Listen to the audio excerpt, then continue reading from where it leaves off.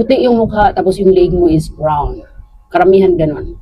So, ganito lang ako mag-apply. Ayoko ng maraming ikit. Sun protection, yung pinaka-purpose ko dito. Bonus na lang sa akin yung primer, moisturizer. Pero syempre, kung meron kang ganong option, makuha mo na yung kailangan mo, plus may mga extra benefits pa, why not?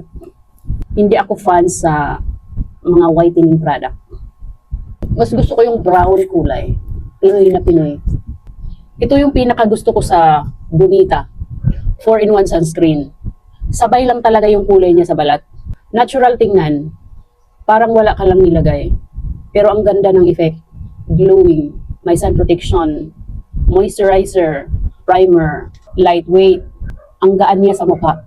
Wala siyang mga white cast. Hindi siya nagbubuo-buo. Maganda ang blending niya sa skin. Natural tingnan. Parang skin mo lang. Parang wala kang nilagay.